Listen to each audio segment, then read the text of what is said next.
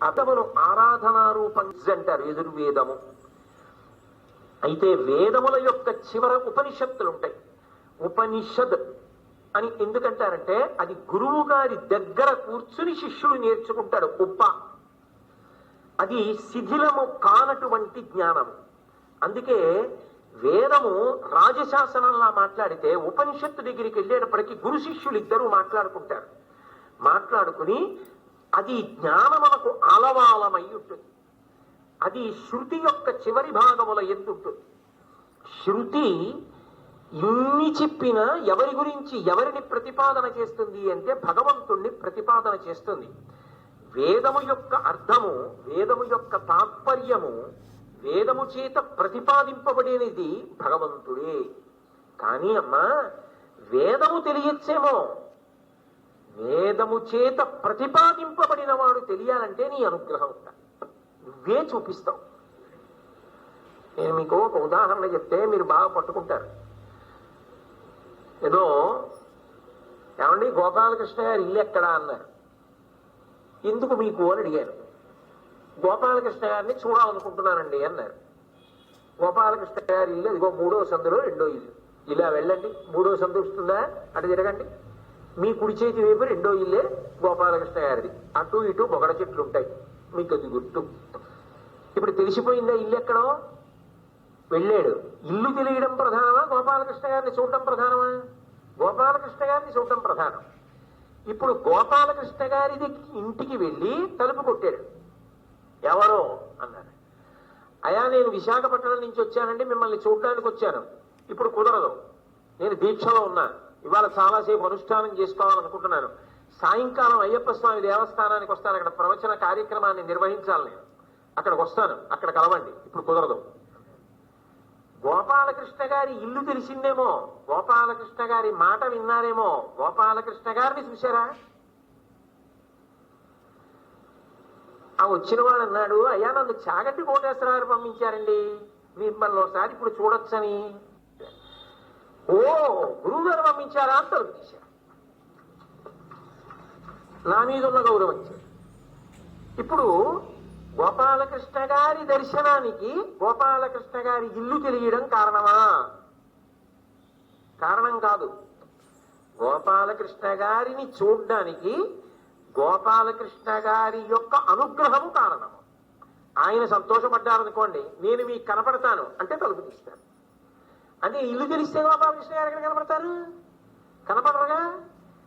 వేదము చదువుకోవడం తప్పు కాదు, అసలు చదువుకుని తీరాలి. ఇల్లే తెలియకుండా మనిషిని ఎలా చూస్తాం? వేదము ప్రమాణము, ధర్మములకు వేదం తెలియాలి. ఏ కారణము చేత వేదాన్ని తక్కువ చేయడానికి వీల్లేదు. వేదము కన్నా గొప్పది లేదు. కానీ ఎంత వేదం చదివినా అసలు వేదము చేత ప్రతిపాదింపబడిన వాడు తెలియాలంటే వాడి అనుగ్రహం ఉండాలి. నువ్వు ఇంత చదువుతున్నది నా గురించారా, వాడి అనుభవంలోకి రావాలి అంటే వాడి అనుగ్రహము వినా ఇంకొకటి కారణము కాదు. ఎవరు వేదము చేత ప్రతిపాదింపబడ్డాడో వాడే అనుగ్రహించాలి. వాడు అనుగ్రహించడానికి కారణభూతురాలు కాగలిగినది ఎవరు? ఆ జగన్మాత. ఆమె ఒకటి, ఆయన ఒకటా? కాదు. ఆమె సదాశివానుగ్రహదా.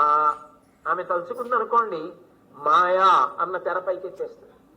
ఆమె తెరపైకెత్తింది అనుకోండి, ఇందాక ఏదో ఓ పేరు చెప్తే గోపాలకృష్ణ గారు తలుపు తీసినట్టే ఆమె తెరెత్తిందనుకోండి, శివుడు నవ్వుతూ కనపడతాడు. అద్వైతానుభూతిని పొందుతాడు. ఈశ్వర దర్శనం అంటే రెండుగా కాదు. అందుకే అద్వైతమునందు దర్శనం అన్న మాట ఉండదు. పరమశివ దర్శనమును పొందాను కాదు, పరమశివానుభూతిని పొందాను. అద్వైతము అనుభూతి, బాగా జ్ఞాపకం పెట్టుకోండి. అనుభూతిగా పొందుతారు, అద్వైతానుభూతి అంటారు. అందుకే రెండు కానిది ఒక్కటి. అప్పుడు అన్నిగా కనపడుతున్నది ఒక్కటైపోయి ఒక్కటన్న అనుభూతిలోకి నువ్వు వెళ్ళగలగాలి. అలా వెళ్ళగలిగితే, అలా నిలబడగలిగితే, వాచా వేదాంతం కాకుండా ఆ అనుభవానికి వెళ్ళిపోగలిగితే అప్పుడు నిగమార్థ గోచరకరి, వేదార్థమేదో అని తెలిసేటట్టు ఆవిడ చేసింది అని గుర్తు. అంటే తరించిపోయావు. ఆ స్థితికి వెళ్ళేటట్టుగా చేయి పట్టుకుని నడిపించగలిగినటువంటి ఉదారమూర్తి ఎవరు అంటే అమ్మ. దారి చెప్పినవాడు దారి చెప్పడమే కాకుండా ఇప్పుడు ఆయన మిమ్మల్ని చూడరండి, ఎక్కడి నుంచో వచ్చానంటున్నారు, మధ్యాహ్నం వెళ్ళిపోతానంటున్నారు, పాపం అంతా ఆర్తి పొందుతున్నారు, నేను దగ్గరుండి మిమ్మల్ని తీసుకెడతానులేండి, నేను మిమ్మల్ని ఒక్క క్షణం చూసేటట్టు చేస్తా, కానీ ఎక్కువసేపు ఆయన్ని విసిగించకండి, ఒక్క నిమిషం చూసి వెళ్ళిపోతారా, అయ్యో ఒక నిమిషం ఏమిటంటే ఇలా ఓసారి అలా చూస్తే చాలు నాకైంది. ఇప్పుడు ఒక ఆయన వచ్చి తీసుకొచ్చి దర్శనం చేయించినట్టే, తలుపు తీయించినట్టే, వేదము చదివినప్పుడు వేదము చేత ప్రతిపాదింపబడిన పరబ్రహ్మము యొక్క అనుభూతిని అద్వైతానుభూతిగా పొంది మనసు యందు స్థిరమును పొంది జీవ బ్రహ్మైక్యానుభూతిని పొందడానికి కావలసినటువంటి మార్గ సుగమము చేయగలిగినటువంటి కదలికలను ఇవ్వగలిగిన శక్తి స్వరూపమే అమ్మవారు. కాబట్టి నిగమార్థ గోచరకరీ, అది ఏది చదివినా నిన్న ఆఖరికి ఆవిడ అలాగే తీసుకెళ్ళగలదు. భక్తితో ఆమె పాదములను పట్టుకుంటే ఆమె మన చెయ్యి తీసి శివుడి చేతిలో పెడుతుంది. నిజానికి ఆమె ఒకటి ఆయన ఒకట కాదు, ఆమెయే ఆయన, ఆయన కారుణ్యమే ఆయన. అసలు నిజంగా చెప్పాలంటే ఆయన నేనన్న భావనే ఆమె.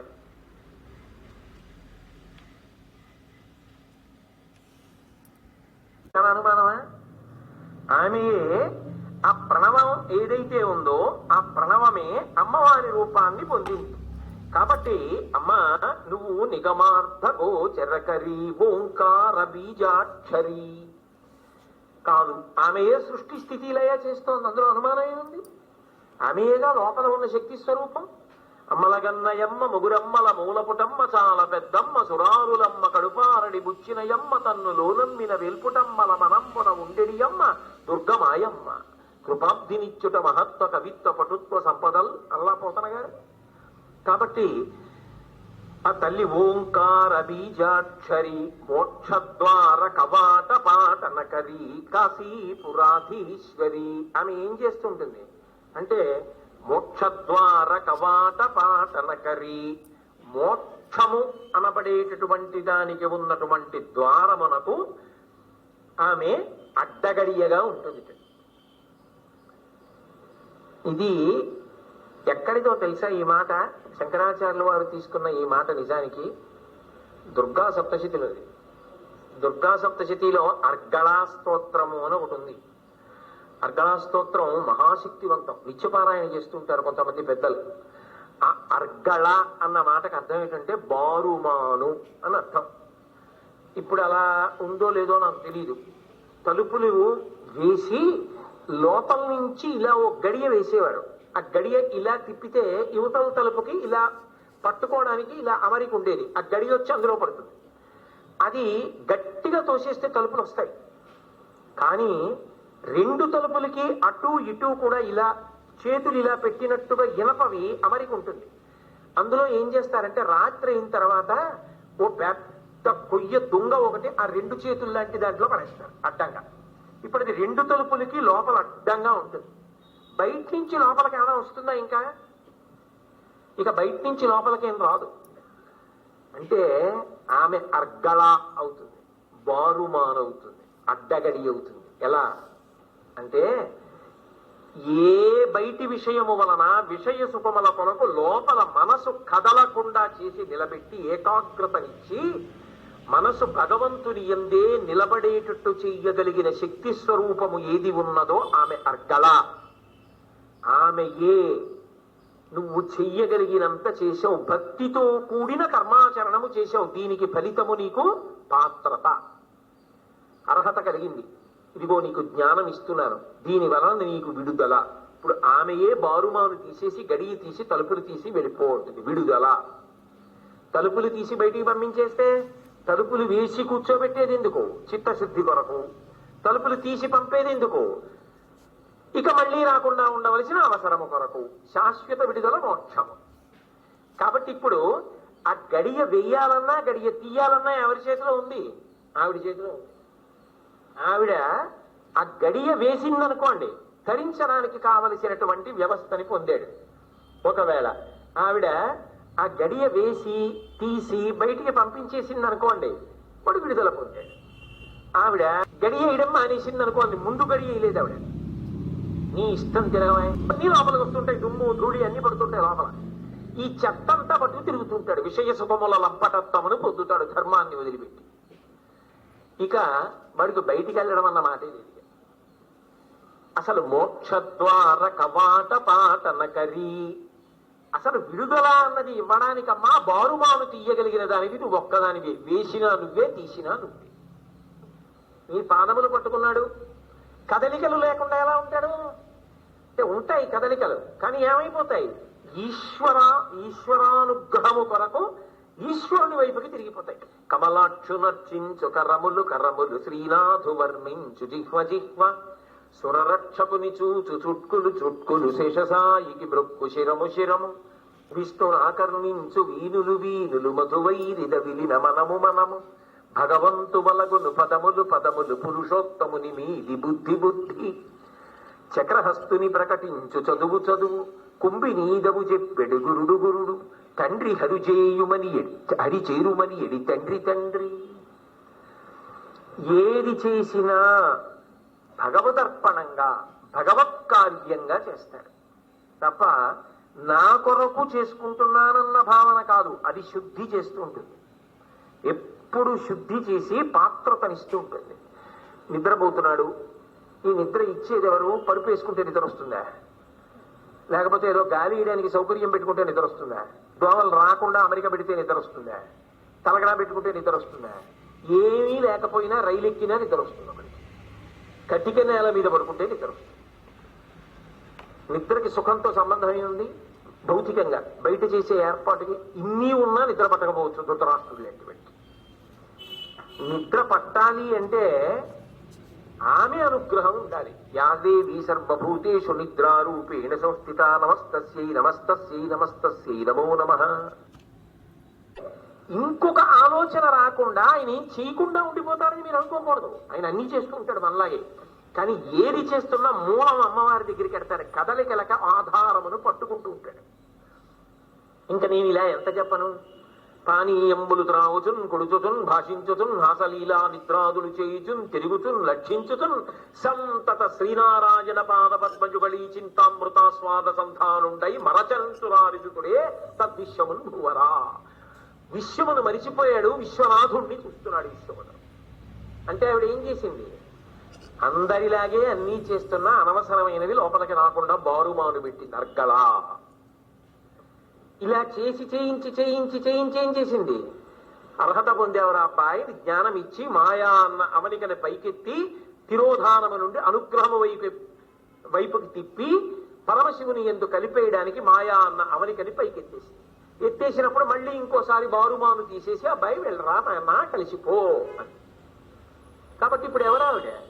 మోక్షద్వార కవాట పాటనకరి. అమ్మా, మోక్షమును పొందడానికి నా ప్రయత్నం కాదు, నా ప్రయత్నమునకు నీ అనుగ్రహము తోడు కావాలి. అందులో వచ్చే తడబాట్లను దిద్దడానికి నువ్వు నా చెయ్యి పట్టుకుని నడిపించాలి అమ్మవైనందుకు. చిన్నపిల్లలు ఉంటారు, వాళ్ళకి వచ్చి రాని రోజుల్లో ఇలా 2-3 అడుగులు వేసి పడిపోతూ ఉంటారు. అయినా వాళ్ళు ఎవరి వైపుకి నడుస్తారు? అమ్మ వైపుకి నడుస్తారు. మీరు గమనించండి. అమ్మ కూర్చుందనుకోండి, తన నమ్మకం నేను పడిపోతే అమ్మ పట్టుకుంటుందని. వాడు కూర్చున్నవాడు లేచేటప్పుడు ఎంతో జాగ్రత్తగా ఊంచుకుని లేచి ఇలా ఉడికిపోతూ జాగ్రత్తగా, అందులో వాళ్ళ మోకాళ్ళు ఏమిటో ముడతలు పడిపోయి ఉంటాయి ముసలి వాళ్ళ పిల్లలవి. ఆ మోకాలు తీసి మెల్లిగా పాదం ముందుకు పెట్టి ఆ వెనక కాలు ఇలా తీసి పెట్టి మళ్ళీ ఇలా ఊగిపోతూ ఊంచుకుని ఎక్కడ పడిపోతానో నీ గబగబా 2 అడుగులేసి అమ్మ ఇలా చేతులు చాపితే అమ్మ చేతులు పట్టుకుని అమ్మ ఒళ్ళో పడిపోయి కిలకిలకిలకిలకిల నవ్వుతాడు. అమ్మ తర్వాత చెయ్యి పట్టుకుని మెల్లిగా నడిపిస్తుంది. ఆ తర్వాత వృద్ధాప్యంలో వాడు అమ్మ చెయ్యి పట్టుకుని నడిపిస్తాడు. అమ్మ నాకు ఉపాసనలో ఒడుదుడుకులుంటాయి. ఒకనాడు ఉన్నాడంటాను, ఒకనాడు లేడంటాను. రోషీరోగ్యదు కామినీ జనుల తారుణ్యోరు సౌఖ్యంబులం బాసీబాజత పుత్రమిత్రధన సంపద్భక్తి వాంఛాల తల్కోశీ కోజిదు నామనంబకట నీకున్ ప్రీతిగా సత్క్రియల్ చేసీ చేయుదు దీని తుళ్ళన చవే శ్రీకాళహస్తీశ్వర. అలా నిలబెట్టి విడుదల ఇవ్వగలిగిన తల్లి ఎవరు అంటే అమ్మా, కేవలం అన్నం పెట్టేదానివి కావమ్మా, మోక్షమునకున్నటువంటి ద్వారమునకు బారుమాను తీయగలిగిన దానివి నువ్వే. కనుక మోక్షద్వార కవాట పాటనకరి కాశీపురాధీశ్వరి. కాశీయే విముక్త క్షేత్రం.